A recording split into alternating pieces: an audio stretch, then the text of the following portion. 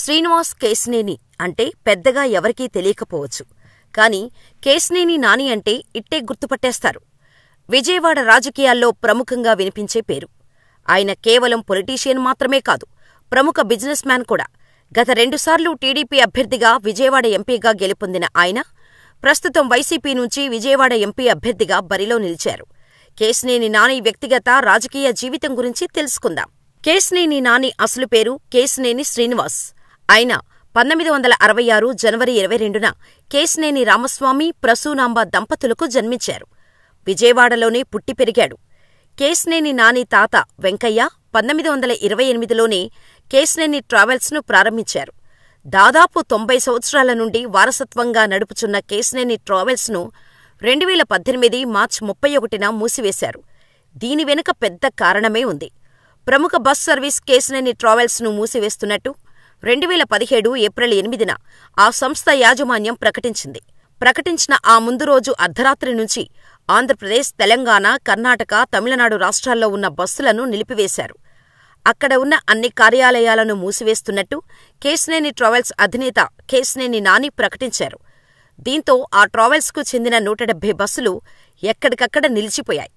ముందస్తు బుకింగ్లను కూడా వారం రోజుల ముందు నుంచే నిలిపివేశారు. నాని ఇలాంటి నిర్ణయం తీసుకోవడం అంతటా చర్చనీయాంశమైంది. అప్పటి ఏపీ రవాణా శాఖ కమిషనర్ సుబ్రహ్మణ్యంతో టీడీపీ నేతలైన కేశినేని నాని, బోండా ఉమ గొడవపడ్డారు.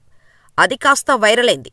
దీంతో అప్పటి ఏపీ సీఎం చంద్రబాబు మధ్యలో కలగజేసుకుని నాని చేత ఏపీ రవాణా శాఖ కమిషనర్కు సారీ చెప్పించారు. కాగా భారీగా ప్రైవేటు బస్సులను నడుపుతూ ఆర్టీసీ ఖజానాకు నాని గండి కొడుతున్నారంటూ విపక్షాలు కూడా చాలాసార్లు ఆందోళన చేశాయి. వీటన్నిటి నేపథ్యంలో నాని ఈ కఠినమైన నిర్ణయం తీసుకున్నట్టు సమాచారం. రాజకీయ నాయకుడిగా ఉంటూ ట్రావెల్స్ వ్యాపారం చేయటం కష్టంగా ఉందని, అందుకే ట్రావెల్స్ మూసివేస్తున్నట్టు ప్రకటించారు. తనను చంద్రబాబు ట్రావెల్స్ మూసివేయొద్దని కోరారని, తాను మాత్రం మూసివేతకే నిర్ణయించుకున్నానని చెప్పారు. అంతేకాదు, తమ 170 బస్సులను అమ్మడానికి నాని నిర్ణయించుకున్నారు. ఆయన రాజకీయాల్లోకి రాకముందు కేశినేని నాని తమ కుటుంబ వ్యాపారాన్ని చూసుకున్నారు. తన వ్యాపారాన్ని ట్రావెల్ బస్సులు, లాజిస్టిక్స్, ఆతిథ్య రంగాల్లో విస్తరించారు. రాజకీయాల్లోకి రాకముందే తన వ్యాపారాల ద్వారా ఎంతోమంది ప్రజలకు లబ్ధి చేకూర్చారు. 100 కోట్ల విలువైన భూమిని విరాళంగా ఇచ్చారు. 1992లో పావనిని పెళ్లాడారు. ఆయనకు 2 కుమార్తెలు. ఇక రాజకీయ జీవితానికి వస్తే 2008లో చిరంజీవి స్థాపించిన ప్రజారాజ్యం పార్టీలో నాని చేరారు. ఆ పార్టీలో ఆయన కేవలం 3 నెలలు మాత్రమే కొనసాగారు. అక్కడ పార్టీలో ఇమడలేక బయటకు వచ్చేశారు. అలా 2009లో ప్రజారాజ్యం పార్టీకి రాజీనామా చేసి తెలుగుదేశం పార్టీలో చేరారు. 2013 జనవరిలో లోక్సభ ఎన్నికల అభ్యర్థిగా నాని పేరును టీడీపీ అధినేత నారా చంద్రబాబు నాయుడు ప్రతిపాదించారు. పూర్తి నిబద్ధతతో కృషి చేసిన తర్వాత ఎట్టకేలకు ఆయన విజయవాడ టికెట్టును దక్కించుకున్నారు. ఈ ఎన్నికల్లో విజయవాడ నుంచి 16వ లోక్సభకు ఎన్నికయ్యారు. నాని తన ప్రత్యర్థి వైఎస్సార్ కాంగ్రెస్ పార్టీ నేత కోనేరు రాజేంద్రప్రసాద్పై 5,17,834 ఓట్ల తేడాతో గెలుపొందారు. 2014లో ప్రివిలేజెస్ కమిటీలో సభ్యుడిగా నియమితులయ్యారు. ఇదే ఏడాది పట్టణాభివృద్ధి స్టాండింగ్ కమిటీ, కాన్సులేటివ్ కమిటీ, గ్రామీణాభివృద్ధి మంత్రిత్వశాఖ, పంచాయతీరాజ్, త్రాగునీరు మరియు పారిశుద్ధ్యం స్టాండింగ్ కమిటీలలో సభ్యుడిగా ఎన్నికయ్యారు. 2019 సాధారణ ఎన్నికలలో తిరిగి విజయవాడ నియోజకవర్గం నుండి లోక్సభ సభ్యుడిగా ఎన్నికయ్యారు. ప్రస్తుతం ఆయన Indian council of medical research కమిటీలో సభ్యుడిగా వ్యవహరిస్తున్నారు. జగన్ ప్రపంచంలోనూ, అందులోనూ విజయవాడలో చాలా ఎమ్మెల్యే సీట్లలో ప్రత్యర్థి పార్టీ అభ్యర్థులు నెగ్గినా కేశినేని నాని మాత్రం ఎంపీగా నెగ్గారు. ఈ ఒక్క ఉదాహరణ చాలు విజయవాడలో ఆయనకు ఉన్న క్రేజేంటో చెప్పడానికి.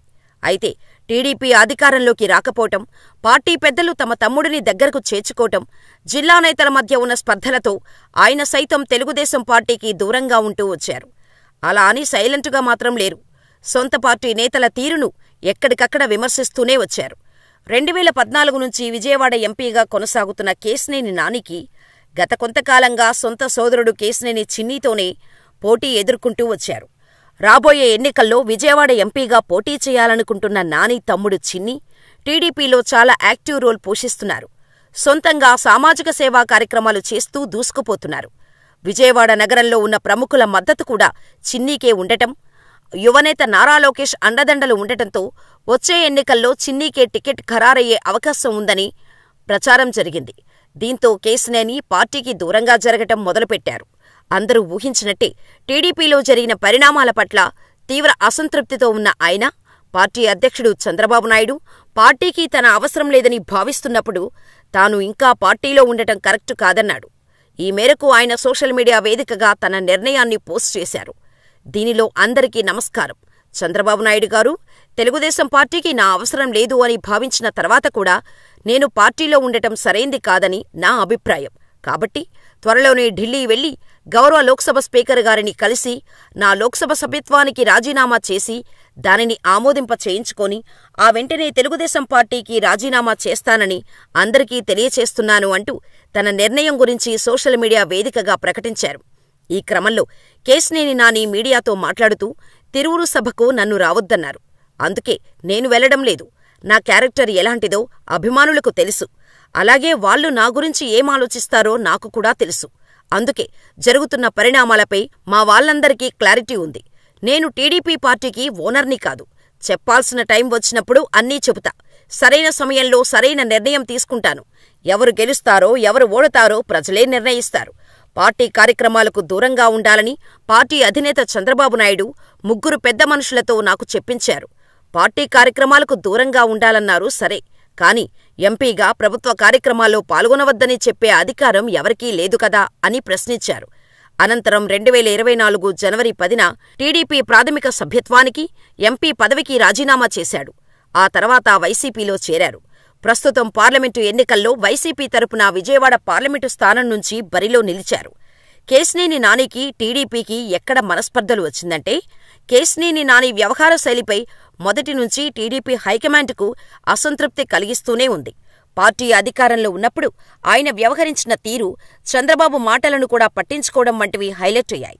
కేశినేని ట్రావెల్స్ వ్యాపారాన్ని మూసివేసే విషయంలో ఆయన వ్యవహరించిన తీరు చంద్రబాబును నొప్పించిందని చెబుతారు. అయితే రాష్ట్ర విభజన సమయంలో జరిగిన ఉద్యమాల సమయంలో ఆయన పనితీరుతో చంద్రబాబు అలాంటి మైనస్సులను పక్కకు పెట్టి టికెట్లు కేటాయించారు. అయితే పార్టీ ఓడిపోయిన తర్వాత ఆయన తీరు మరింత మైనస్ అయింది. పలుమార్లు చంద్రబాబుకు వ్యతిరేక వ్యాఖ్యలు చేశారు. ఓసారి ఢిల్లీలో పూలబొకే ఇవ్వమని చెప్పినా విసిరికొట్టారు. మీడియాలో అలాంటివి చాలాసార్లు హైలైట్ అయ్యాయి. అయితే పార్టీ పరంగా ఆయనను ఎప్పుడూ దూరంగా ఉంచలేదు. కేశినేని వ్యవహార శైలి తీవ్రంగా వివాదాస్పదమైనప్పుడే నాని ఇంటిలో ఆయన కుమార్తె వివాహ రిసెప్షన్ కార్యక్రమంలో పార్టీ అధినేత నారా చంద్రబాబు నాయుడు కుటుంబంతో సహా హాజరయ్యారు. ఆ తర్వాత టీడీపీలో ఆయన సోదరుడు కేశినేని శివనాథ్ను ప్రోత్సహించటంతో ఆయన మరింతగా ఫైర్ అవుతున్నారు. మధ్యలో ఇండిపెండెంట్గా పోటీ చేస్తానంటూ చెప్పారు. ఇవన్నీ ఆయనకు మైనస్గా మారాయి.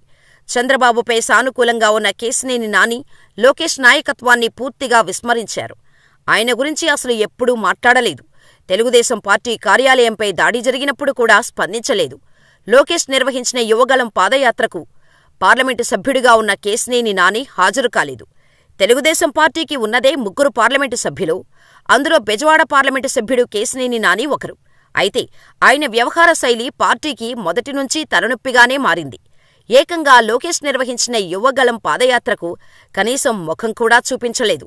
ఎన్టీఆర్ జిల్లా పరిధిలో జరిగిన యాత్రలో పార్లమెంటు సభ్యుడి హోదాలో ఉన్న కేశినేని నాని అసలు పాల్గొనకపోవడంపై టీడీపీలో విస్తృత చర్చ జరిగింది.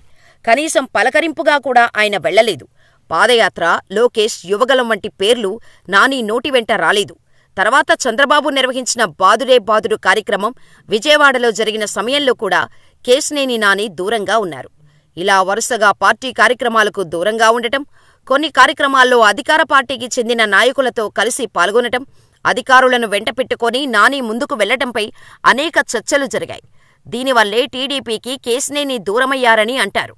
మరి వైసీపీలో చేరిన కేశినేని గెలుస్తారని మీరు అనుకుంటున్నారా? మాకు కామెంట్ చేయండి.